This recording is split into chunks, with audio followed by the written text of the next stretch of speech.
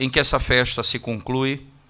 Na última vez que nós começamos a analisar esse texto, nós mostramos que, na realidade, era esse o dia principal da festa. Haviam 7 dias, e o primeiro dia depois do sábado, então, que era o primeiro dia da semana, era esse o dia em que essa festa tinha o seu auge, porque era o dia da festa dos tabernáculos. Essa festa ela só pôde ser realmente praticada por Israel quando eles entraram na terra prometida, porque eles iam lembrar que eles viviam em tendas. Essas tendas, entenda, não é você que essas tendas, elas então eram a realidade da vida no deserto, até a entrada na terra prometida. Assim que eles entraram nesse local, na terra prometida, eles então puderam praticar essa festa. E como era feito, esses 7 dias eles habitavam em tendas que eles faziam, lembrando exatamente do período do deserto, e no 8º dia era o dia principal, e durante esses dias haviam sacrifícios constantes, e diminuindo até chegar no único cordeiro, diminuindo do 1º até o 8º dia. No 8º dia era imolado apenas um cordeiro. E nesse dia, na morte do cordeiro, não é o dia que Jesus Cristo se levanta e diz, com suas palavras, o verso 37, veja, você pode voltar comigo lá no texto, irmãos, capítulo 7, 37, no último dia, veja, o grande dia da festa. Levantou-se Jesus e exclamou. Era no último dia da festa, o grande dia dela. Jesus se levanta e exclama. Essa informação diz, ora, Jesus exclamou dizendo o quê? Se alguém tem sede, venha a mim e beba. Quem crê em mim, como diz a Escritura, do seu interior fluirão rios de água viva. E essa era uma declaração que estava associada àquilo que aconteceu no deserto, não é? Assim que eles saíram do Egito, eles entram num conflito por causa da falta de água, eles então começam a murmurar, e Deus então pede a Moisés que fira a rocha, ele fere, e sai água da rocha, eles bebem, e eles bebem dessa água que sai dessa rocha durante o deserto. É essa linguagem que Paulo utiliza na primeira carta aos Coríntios, no capítulo 10, verso 1, 2 e 3. Ele vai dizer que a rocha era Cristo, e que ela andava com eles, ela os seguia. E eles, estando ali, eram alimentados pelo próprio Senhor, segundo essa linguagem. Agora, o que Cristo está dizendo é explicado com mais detalhe na sequência, no verso 39. Isto ele disse com respeito ao Espírito que haviam de receber os que nele crescem, pois o Espírito até aquele momento não fora dado, porque Jesus não havia sido ainda glorificado. Então, aquela fala, ela aponta para um momento específico da história que aconteceria depois da morte, do sepultamento, da ressurreição de Cristo, e quando ele fosse assunto aos céus, o Espírito Santo viria sobre a igreja. Ele está se referindo a um período da história, quando Cristo, depois de ser glorificado, enviaria o seu Espírito sobre a igreja. Aqui você tem uma imagem que se funde, isto é, se alguém tem sede, venha a mim e beba. Quem crê em mim, como diz a Escritura, do seu interior fluirão rios de água viva. Isto ele disse com respeito ao Espírito que haviam de receber. Nesse aspecto, irmãos, nós temos um texto que acredito que ele traz muito significado para nós nesse momento, é o que está lá registrado no livro de Zacarias. Eu queria que você abrisse a palavra de Deus comigo, por favor. Zacarias, profeta Zacarias, capítulo 10 em diante.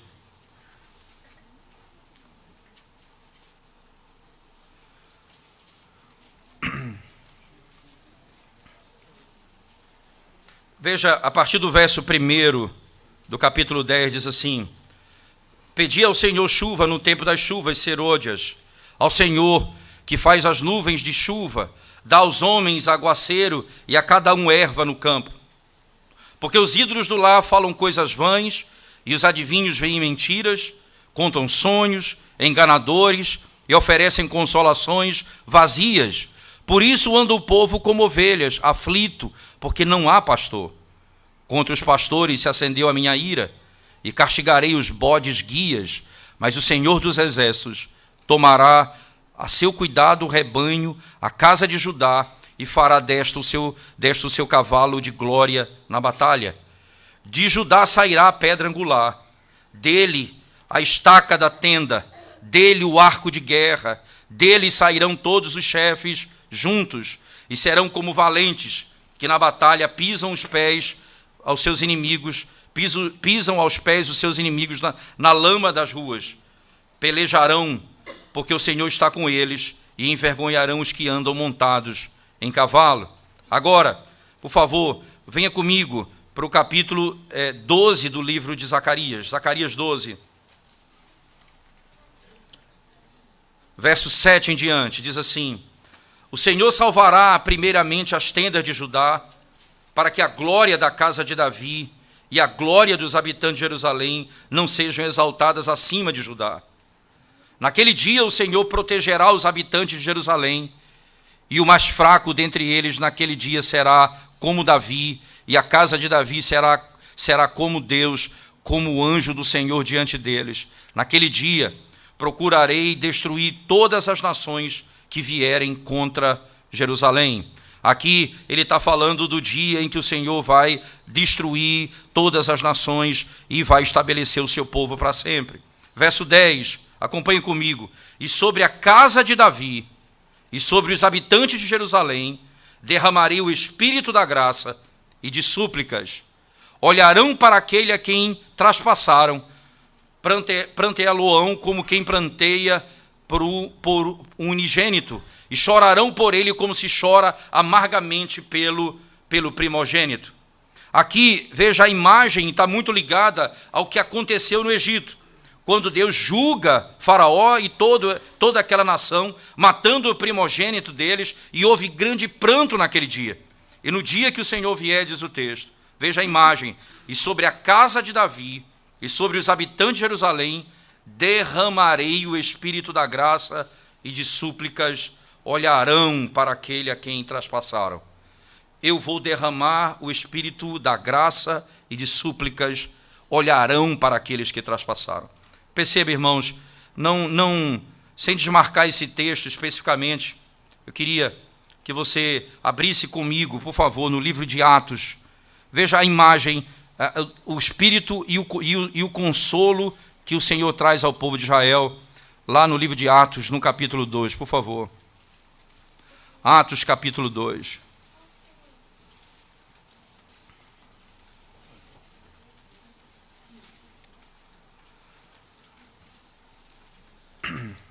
No verso 14 em diante do capítulo 2, Pedro começa a pregar, vem o seu discurso, não é?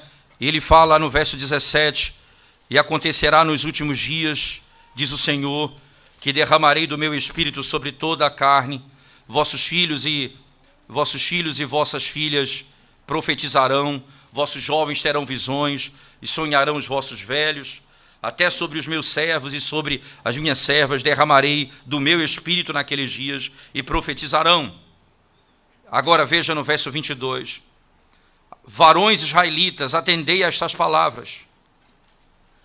Jesus o Nazareno, varão aprovado por Deus diante de vós, com milagres, prodígios e sinais, os quais o próprio Deus realizou por intermédio dele entre vós, como vós mesmos sabeis, sendo este entregue pelo determinado desígnio e presciência de Deus, vós o matastes, crucificando por mãos de iníquos, ao qual, porém, Deus ressuscitou, rompendo os grilhões da morte, porquanto não era possível fosse ele retido por ela.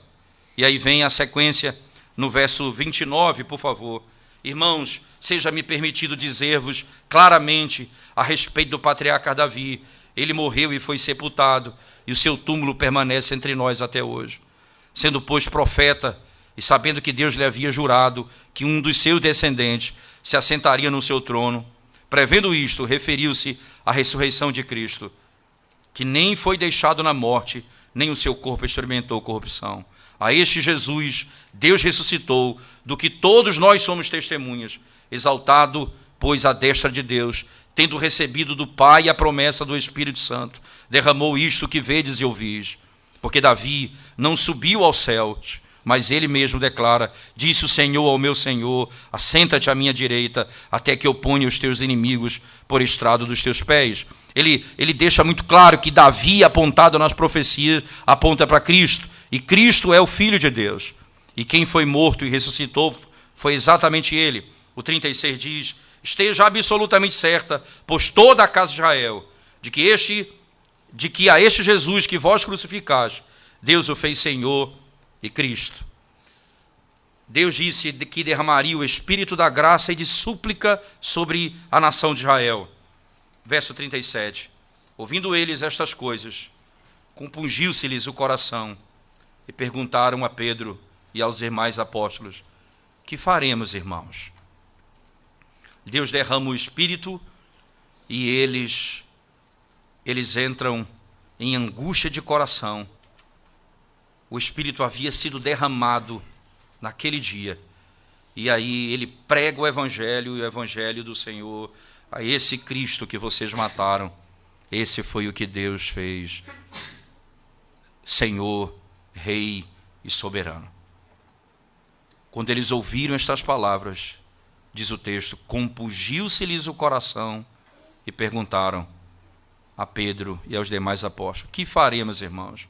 Respondeu-lhes Pedro: arrependei-vos e cada um de vós seja batizado em nome de Jesus Cristo, para a remissão dos vossos pecados, e recebereis o dom do Espírito Santo. Foi derramado sobre a casa de Israel, sobre Judá, o Espírito da graça e o Espírito da súplica. E essa imagem, irmãos, derramado sobre... Volte comigo lá, por favor, para o texto de Ezequiel, de Zacarias, que nós estávamos trabalhando nele, por favor.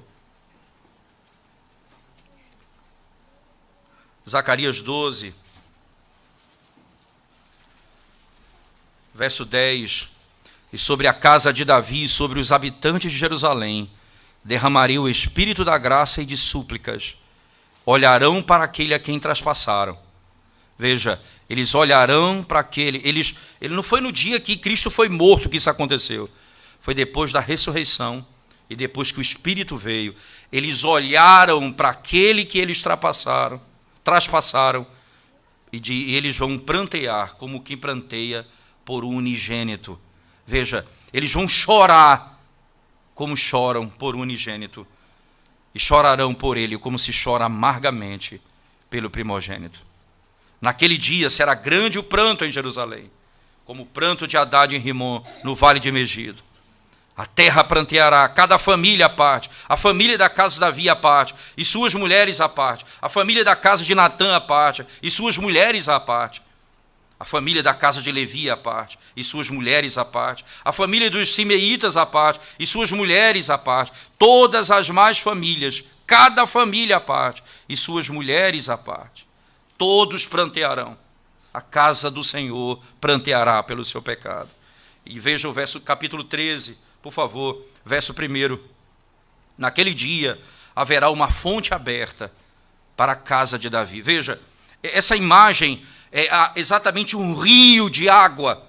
Você entende? Essa é a operação do Espírito, essa é a imagem do Espírito descrito na Escritura.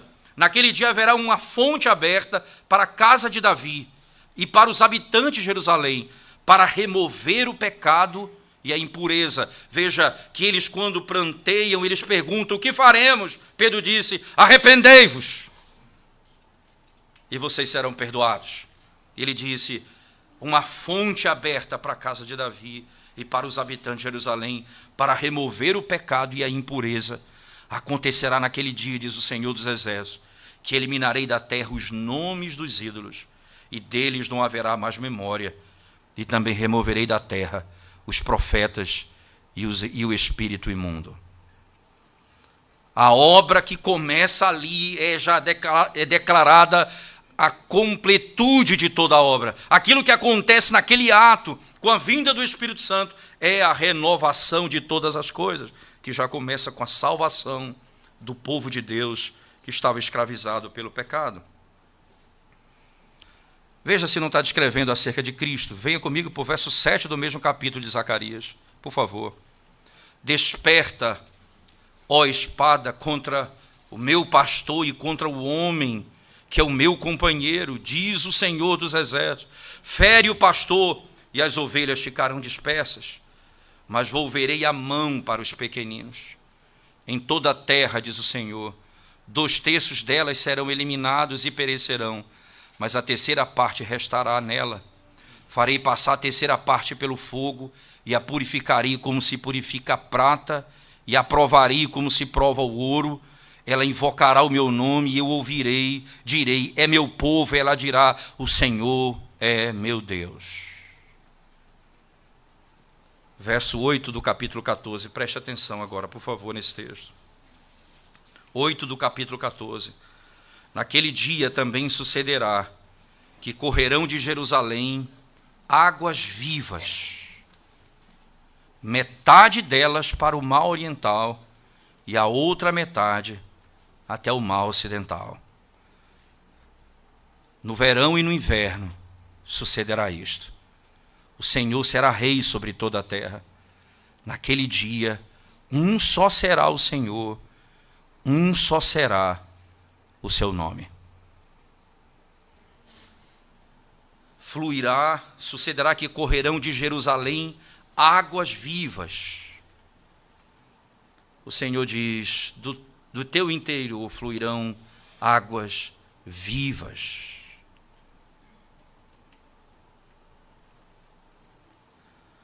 Ele diz, esse é o Espírito de Deus que vai ser derramado sobre a igreja. O que isso tem a ver com a festa do tabernáculo? Verso 14 do mesmo texto, do mesmo capítulo. Venha comigo, por favor. Também Judá pelejará em Jerusalém, e se ajuntarão as riquezas de todas as nações circunvizinhas, ouro, prata e vestes, em grande abundância. Como esta praga, assim será a praga dos cavalos, dos mulos, dos camelos, dos jumentos e de todos os animais que estiverem naqueles arraiais. Todos os que restarem de todas as nações que vieram contra Jerusalém subirão de ano em ano para adorar o Rei, o Senhor dos Exércitos, e para celebrar a festa dos tabernáculos. Eles subirão para adorar ao único Rei de todas as nações. E essa é a imagem, porque a festa dos tabernáculos, ela é a última colheita. Isto é, quando o Senhor Jesus, que veio ao mundo, cumpriu toda a lei, submeteu-se à vontade de Deus, morreu, foi sepultado sem nunca ter pecado, ressuscitou dentre os mortos, foi assunto aos céus, quando o Espírito vem sobre a igreja. Então aí, esse rio de Jerusalém, ele vai até os confins da terra, o Espírito alcançará o Oriente, o Ocidente, e todos os povos da terra ouvirão o Evangelho do Senhor, e serão curados, e serão restaurados. E aí a linguagem diz, de todos os povos que se vieram contra e que sobraram, isto é, aqueles que se converteram, de todas as nações da terra, eles virão para celebrar a última festa, a festa dos tabernáculos, quando eles serão ajuntados de todo o canto da terra para adentrar a presença do Senhor. O texto específico de João, voltemos lá, por favor, irmãos. O contexto dele nos ajuda imediatamente a entender essa linguagem. Veja, quando o Senhor, falando, diz assim, João capítulo 7, diz o texto sagrado, no último dia, o grande dia da festa, essa festa é a festa que já começou no capítulo 7, a festa dos tabernáculos, não é? Você pode, só para você que talvez tenha alguma dúvida acerca disso, ela tá descrita especialmente no verso 1 e 2 do capítulo 7, veja comigo. Passadas estas coisas, Jesus andava pela Galileia, porque não desejava percorrer a Judéia, visto que os judeus procuravam matá-lo. Ora, a festa dos judeus, chamada de Festa dos Tabernáculos, estava próxima. Exatamente no capítulo 7 que eles estão tratando da festa. E no último dia dessa festa, eles vão se ajuntar. E aí o Senhor faz a promessa, a maravilhosa promessa, como ele descreve no verso 38 e 39. Quando ele diz assim, no final do 37, se alguém tem sede, venha a mim e beba. Quem crê em mim, como diz a Escritura, do seu interior fluirão rios de água viva. Quem crê em mim, como diz a Escritura, do seu interior fluirão rios de água viva. Interessante, irmãos, que você vai perceber que na linguagem utilizada pelo Senhor, não é, entende que nós estamos aqui e sempre é bom remontar a estrutura de João para entender um pouco desse capítulo num todo de João. Lembra que o primeiro milagre foi a transformação de água em vinho. E esse milagre passa a ser o norte de todo o livro de João. Ele é o norte que identifica a razão das outras coisas. Todo aquilo que indicava a festa judaica ou as práticas judaicas, elas encontram um glorioso cumprimento na obra e na pessoa de Cristo. Então, no casamento, eles têm talhas, e nessas talhas, essas talhas eram usadas para purificação. E o Senhor transforma a água nessas talhas em vinho. Na sequência, ele vai e mostra, olhando para o templo, para o santuário, que ele acabara de purificar. Ele diz, esse templo vai ser destruído e ao terceiro dia vai ser reerguido. Veja, ele diz, esse templo é a água das talhas. Agora eu vou mostrar para vocês o vinho. Ele diz, eu sou o santuário, eu sou o templo, para onde toda essa história caminha. E vem no capítulo 3, ele olha para Nicodemos, não é? Depois de Nicodemos chegar, entendendo parte da lei, dizendo, Senhor, ninguém faria tal coisa se não fosse enviado por Deus. Jesus olha para Nicodemos e fala, importa nascer de novo. Nicodemos disse, eu tenho que voltar para o ventre da minha mãe. Ele não compreende a mensagem do Senhor. Ora, ele está descrevendo aquilo que é mais glorioso. Até que no capítulo 4 ele encontra a mulher samaritana, que bebe água do poço de Jacó, por ser samaritana. E Jesus pede água para ela do poço de Jacó. E ele diz, se você me pedisse água, eu te daria água. E você nunca mais teria sede, porque fluiria de você vida eterna, eternidade de você. Jesus está dizendo, ora, o poço de Jacó, ele tinha uma finalidade e apontava para uma gloriosa verdade. Isso é a água da talha. Agora, das talhas, eu venho mostrar para você o vinho. Isso tudo aponta para mim, para a minha gloriosa verdade.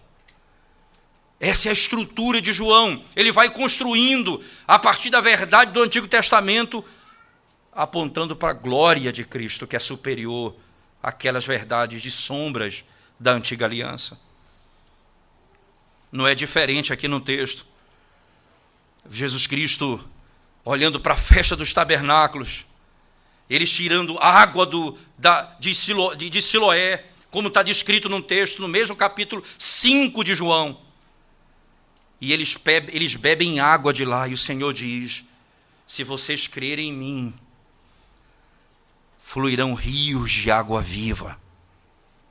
Eu tenho algo superior para vocês, se vocês crerem no meu nome. É importante pensarmos nessas palavras, porque no derramar do Espírito Santo, não é? Essa promessa, essa verdade que acaba de ser descrita pelo próprio Senhor Jesus Cristo, revela que o que Ele tem para nós não apenas muda a nossa vida, mas sustenta a nossa vida. Não apenas fala de um momento, mas fala da eternidade. É um rio, é uma água viva que flui de dentro. Não é uma água que você bebe e amanhã você tem sede. Se você conhecer o Senhor, você terá da parte dele aquilo que é o mais importante, que sustentará a tua vida por toda a eternidade. Nessa linguagem, a satisfação é prometida no texto. Aquele que beber da água que eu lhe der, abundantemente fluirá um rio de água viva. E há uma promessa anexada a essa graça. Aquele que crê em mim, veja, fluirá um rio de água viva. Perceba que aqui o Senhor está dizendo: venha a mim, diz Ele. Isto é, creia em mim. Creia como? Diz o texto, como diz as Escrituras. É como está revelado no texto. Não de acordo com a nossa imaginação, mas creia em mim conforme as Escrituras. Por isso, nós voltamos para Zacarias, porque é de acordo com as Escrituras que essas coisas acontecem. Não é de acordo com uma coisa, algo totalmente novo, que não tem nenhuma relação com a história da Bíblia. Aqui ele está fazendo uma conexão direta com aquilo que já foi prometido no livro de Zacarias, como nós acabamos de ler. Ele mostra como as almas dos homens têm sede e como elas desejam beber.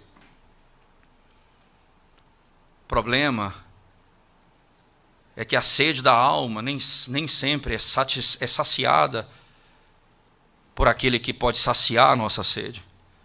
Nós saciamos a nossa sede com aquilo que não pode saciar a nossa sede. Daí nós praticamos idolatria e servimos as coisas que nós vivemos para fazer nessa terra, para nos dar paz e tranquilidade em toda a vida.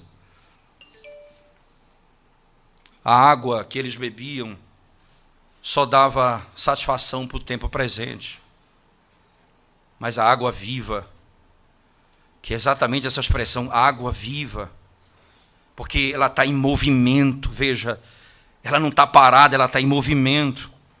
Ela é a graça, é o conforto do Espírito, que é continuadamente dada ao povo, que corre por dentro do povo, não apenas no ato de crer, mas por toda a vida. Nós somos satisfeitos, porque temos o conforto, temos o sustento, a necessidade suprida por toda a nossa caminhada. Porque a água é um princípio que torna vivo o que está morto. A vida espiritual, ela é renovada com essa água derramada sobre nós, e que procede do nosso próprio ser, e que vai para a vida eterna, como diz o texto. Rios de água viva,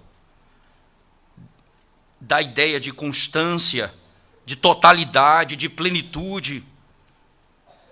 O conforto, ele flui tanto da constância quanto da totalidade, como um rio.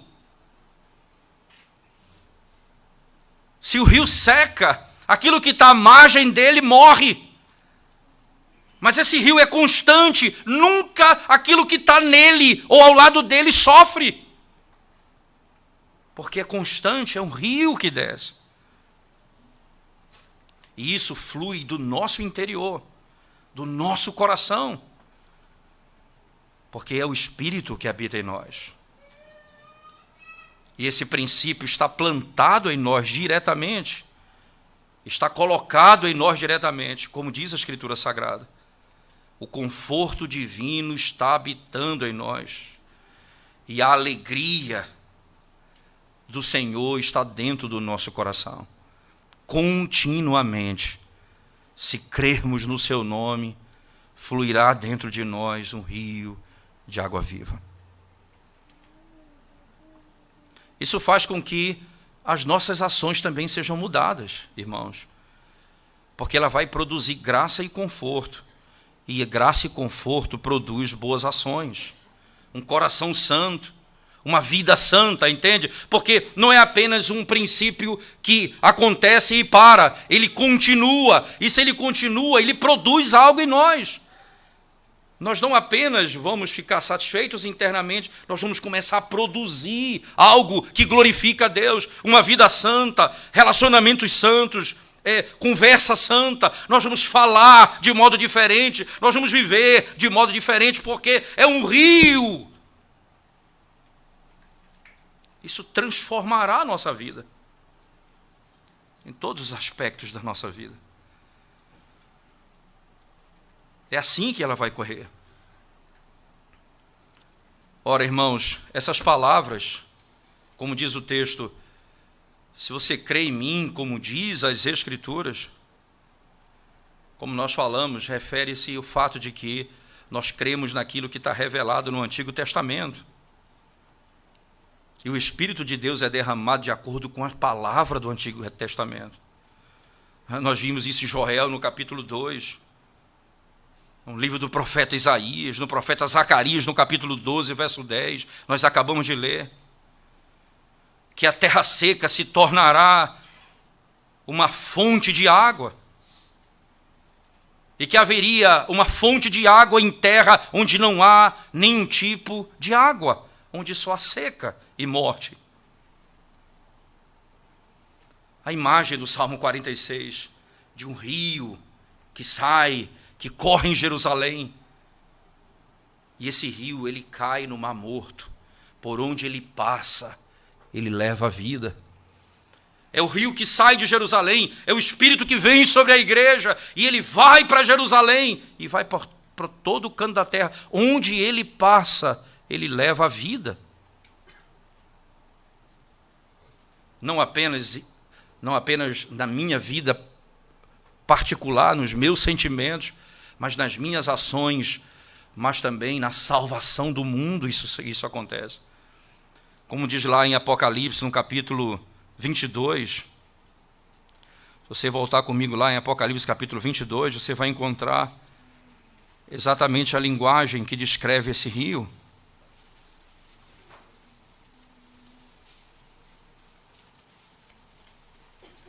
Apocalipse capítulo 22, verso 1 em diante, diz assim: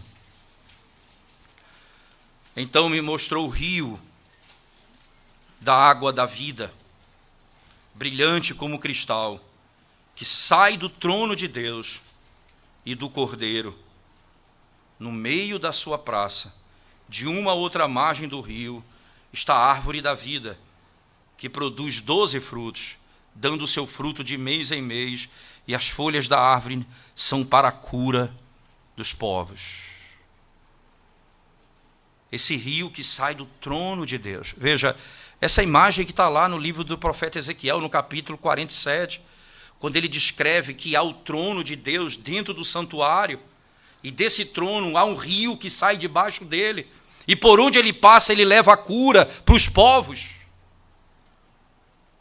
Essa imagem que o texto escreve, ora, o Senhor disse: se você crê em mim, fluirá de dentro de você um rio de água viva.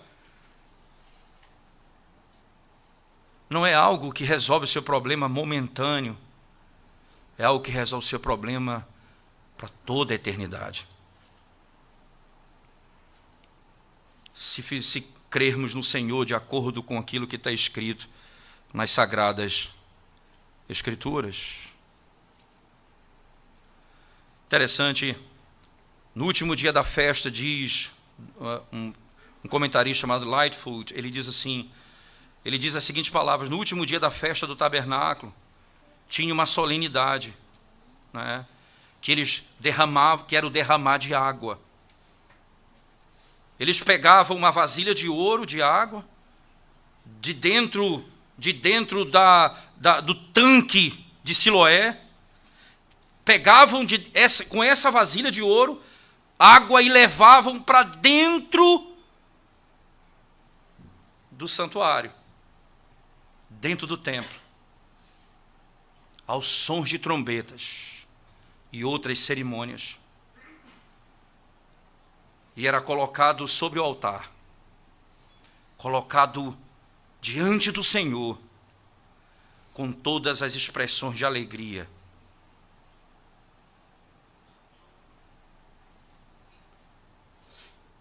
O Senhor está falando de algo muito mais extraordinário. Não é a água tirada com uma vasilha de ouro, um vaso de ouro.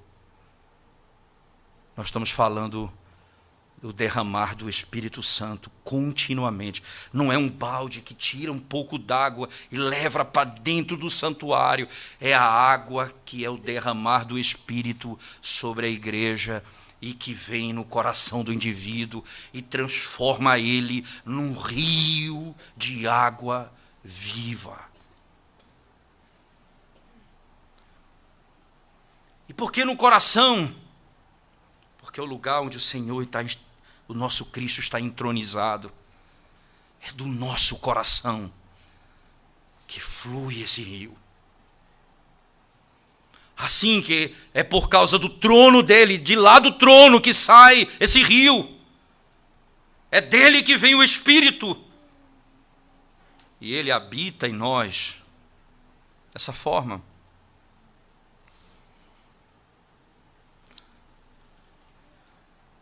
E ali, naquele momento, eles veem um conforto, uma água que é tirada do poço. Mas o Senhor está dizendo para eles, diante de toda Jerusalém: se você crê em mim, não é um balde de água tirado do poço de Siloé, trazido para o santuário. Fluirá de você um rio de água viva. Haverá vida em você, conforto contínuo, paz contínua, alegria contínua. Por toda a eternidade.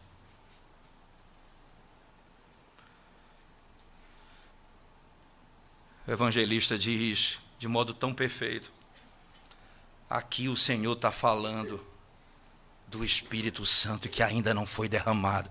Aí fica claro, daí Ezequiel é o melhor, Zacarias une as duas imagens, da água derramada com o Espírito derramado. E aí João funde as duas coisas dizendo, Cristo aqui está falando do derramar do Espírito que ainda não havia acontecido, porque ele não tinha sido ainda glorificado. E aí o Senhor mostra que dentro da ordem da salvação, o Senhor tem objetivamente eventos históricos que antecedem o outro, porque um cumpre o outro. Há dentro da ordem da sabedoria divina uma cronologia de fatos. O Espírito não é derramado antes de Cristo ser morto e ressuscitar. Cristo não tinha sido ainda glorificado. É o que o verso 39 vai dizer de João. Ele ainda não tinha sido glorificado. Ele não havia sido morto. Ele ainda seria morto. Mas ainda ele seria morto. No texto do livro de Atos, no capítulo 2, verso 4, de Atos, capítulo 2, verso 4, o Senhor usa a seguinte imagem para descrever. Atos, capítulo 2, verso 4. Diz assim o texto sagrado: todos ficaram cheios do Espírito Santo.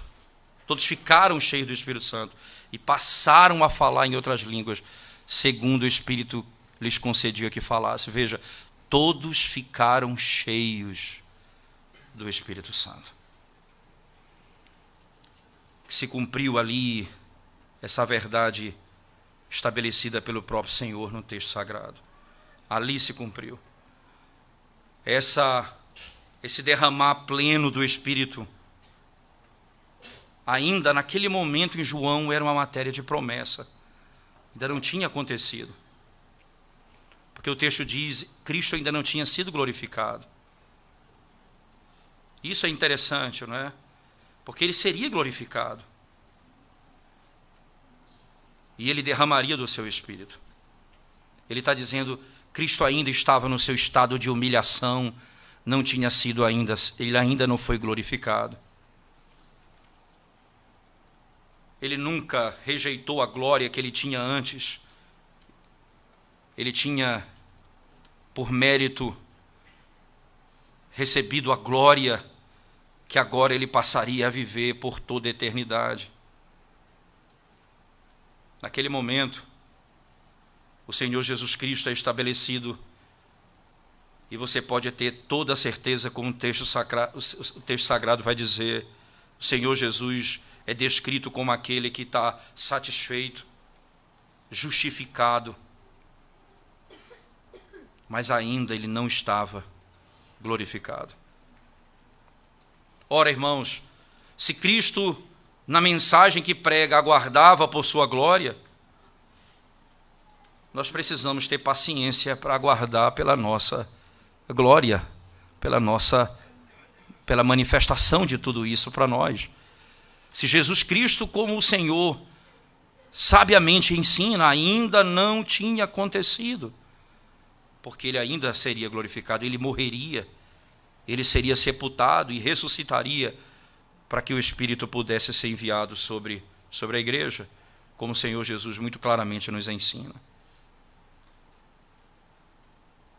Aqui o Senhor vai nos mostrar, irmãos, que como consequência desse discurso, não é? O que é que passa a acontecer? Veja, volte comigo lá, por favor, para o texto de João, logo após a linguagem utilizada pelo Senhor Jesus Cristo, no verso 38 e 39. Nós passamos a um momento interessante, porque é a reação a essa verdade, e as reações são as mais intrigantes. Uns dizem assim, diz o texto sagrado, no verso 40, então os que dentre o povo tinham ouvido estas palavras diziam, este é verdadeiramente o profeta.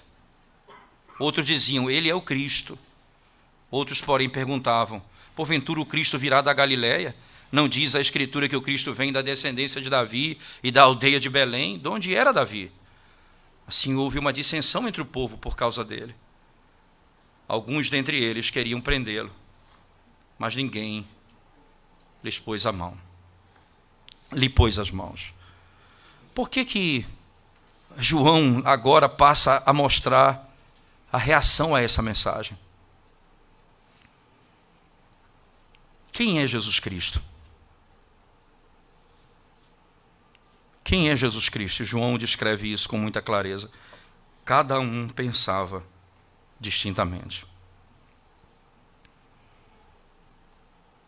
Sem o Espírito de Deus, sem a obra do Espírito Santo, o que nos resta sobre o entendimento da verdade é confusão, é falta de lógica, de entendimento e de compreensão. Cada um compreende da maneira que quer. Ele é profeta? Não, ele não é profeta. Como ele pode ser da Galiléia? Ele não é da descendência de Davi. E Davi vem de onde? Começa uma confusão entre eles. Mas isso não porque, de alguma maneira, você imagina que eles estão ali tentando encontrar o Senhor e ser salvo. Essa divisão, como diz a palavra, é manifestado pela diversidade de opiniões. Um calor na contenda, vários sentimentos envolvidos. Ora, Cristo ele veio enviar a paz. O que ele veio trazer? Ele disse, o meu evangelho, disse o Senhor, veio trazer divisão, espada.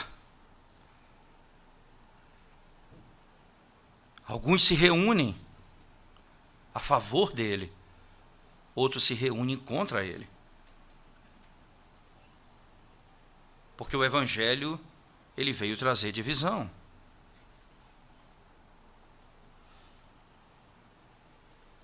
É assim que funciona. Alguns ali, dentre aqueles que estavam com eles, diziam coisas distintas uns dos outros.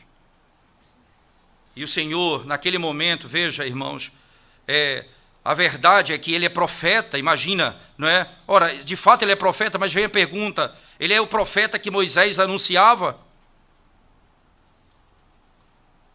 Ou que profeta ele é? Ou ele é apenas mais um profeta? Ele é verdadeiramente o profeta, ou aquele que é inspirado por Deus, enviado por Deus, é isso? Outros iam adiante e diziam, não, ele é o Cristo. não profeta do Messias, mas ele é o próprio Cristo. Alguém vai dizer. Eles tinham as suas expectativas. Quem é esse que está falando conosco? Será que esse é o Cristo, o Filho de Deus? E aqui tudo é confusão em cima de confusão. E cada um tinha os seus preconceitos, se levantando contra o Senhor, não aceitando a palavra e o testemunho que ele dava acerca dele mesmo. O Senhor veio da descendência de Jessé. Ele era filho de Davi, como diz o texto sagrado. E lá se levantaria o governador. Até o povo comum sabia a tradição. E alguns diziam, como ele pode ser da Galiléia? Ele é filho de Davi, é da descendência de Davi. E Davi não é de lá. Até eles entendiam coisas importantes acerca de Cristo. Mas o problema, irmãos, é que por todas essas informações e esses pontos de conexão, nenhum apontava para o maior conhecimento. O que João e o que o Evangelho de João nos conduz a entender? Que Jesus Cristo é o Filho de Deus, enviado por Deus, e quem crer nele tem a vida eterna. Aqui o que João está mostrando é como que uma compreensão simplesmente humana do Evangelho é capaz de fazer na compreensão de Cristo. Você até entende alguma coisa sobre ele, mas você não crê exatamente naquilo que ele é. Você entende lampejos do seu ser, mas não entende aquilo que ele é. No capítulo 17 do Evangelho de João, por favor. João, no capítulo 17.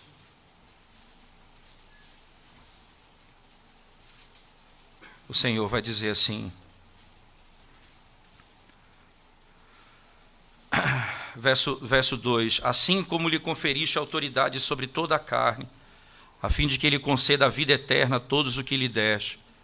E a vida eterna é esta, que te conheçam a ti, o único Deus verdadeiro, e a Jesus Cristo, a quem enviaste. O livro de João encerra, no capítulo 20, especialmente, o verso 30 e 31, com a declaração que já é conhecida nossa, quando ele diz, na verdade fez Jesus diante dos discípulos muitos outros sinais que não estão escritos nesse livro. Estes, porém, foram registrados para que creiais que Jesus é o Cristo, o Filho de Deus, e para que, crendo, tenhas vida em seu nome. Você pode até ter relances de entendimento de Cristo, mas esse é o entendimento, lembre-se de que o Evangelho nos ensina. Quando Jesus pergunta aos discípulos, o que diz o povo que eu sou? Eles dizem, tu és profeta, tu és Jeremias, tu és Elias, tu és isso. Aí, e vocês, o que dizem que eu sou? Tu és o Cristo, o Filho do Deus vivo. E aí Jesus disse, não foi carne nem sangue quem tu revelou, mas meu Pai que está nos céus. Você entende? Essa compreensão, ela é dada pelo Espírito de Deus. Essa não é um entendimento apenas ou intelectual, não é um raciocínio lógico. Foi o Espírito de Deus que te fez saber quem eu sou. Qual é a minha obra e o que eu vim fazer.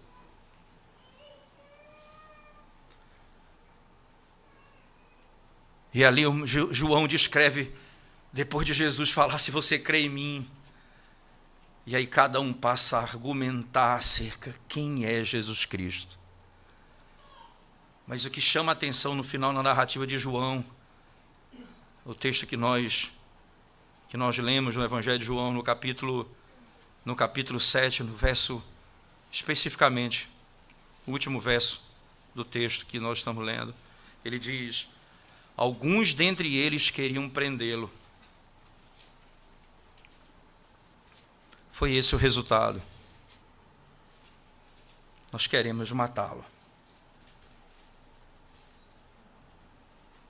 Mas aí não tinha chegado a hora dele ainda.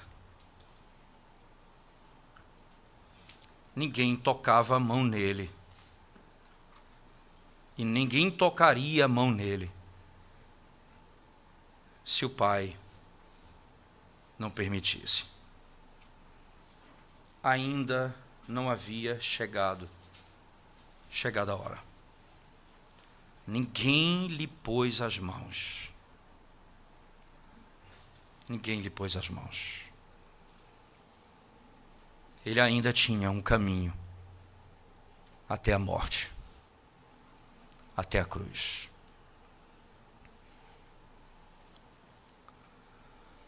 Quem é Jesus para você?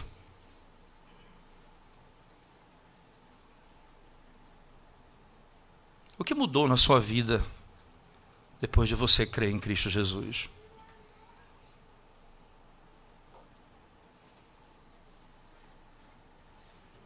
O que você tem deixado por causa dele?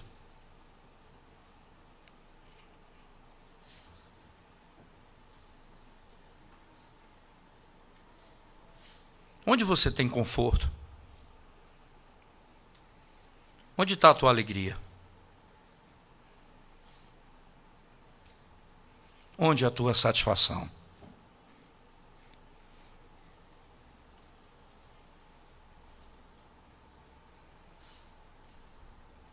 Se você é terra seca, desértica, e você ouviu a palavra de Deus hoje, e você crê no nome do Senhor, de ti fluirá um rio de água viva. Ele transformará um deserto no jardim do Éden. Uma fonte de vida. Continuamente suprirá todas as tuas necessidades. E trará conforto à tua vida todos os dias dela.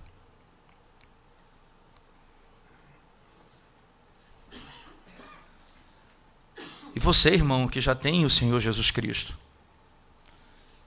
e já creu nessa gloriosa verdade, lembre-se disso. É nele. Veja, não é dentro de nós que nós encontramos a resposta, mas é nele. Porque ele habita em nós.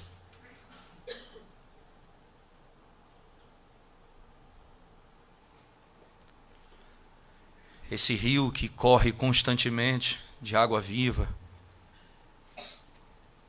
chega o período da falta de chuva, ele continua passando. Chega o tempo da seca, ele continua correndo. Chega o tempo da estiagem, ele continua fluindo.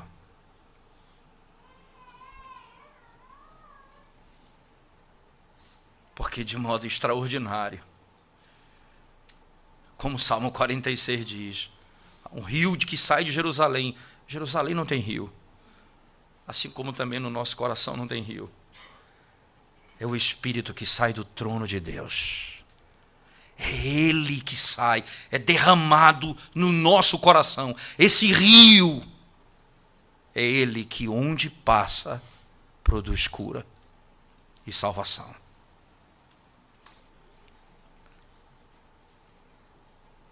O que isso tem mudado na sua vida? Como a sua vida tem sido? Você vive uma vida santa para Deus? Você tem buscado andar em compromisso com as coisas do Senhor? Porque esse rio, ele não é um rio que ele é sazonal, ele é perene. Ele continua. E se ele continua, na nossa angústia, o Espírito nos dá conforto. Na nossa dor, ele traz alívio. No nosso medo, ele traz certeza. Na nossa angústia, Ele traz paz.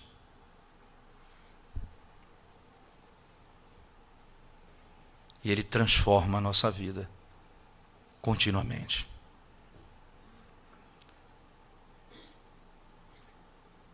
Depois que Pedro passou pela grande transformação, os homens disseram, esse do Sinédrio, esse homem fala coisas extraordinárias. É um homem incapaz, indouto, incauto. Como ele fala coisas dessa natureza? Porque ele andou com Cristo. Ele viveu com Cristo. Ele obedeceu, ele amou ao Senhor. E o Espírito foi derramado no seu coração. E isso fará com que as pessoas percebam que nós já não somos mais os mesmos.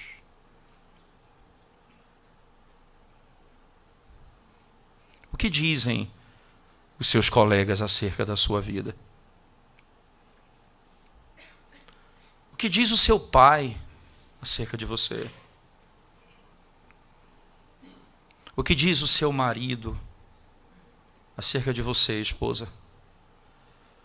O que diz a sua esposa acerca de você, marido? O que mudou e o que tem sido transformado na sua vida?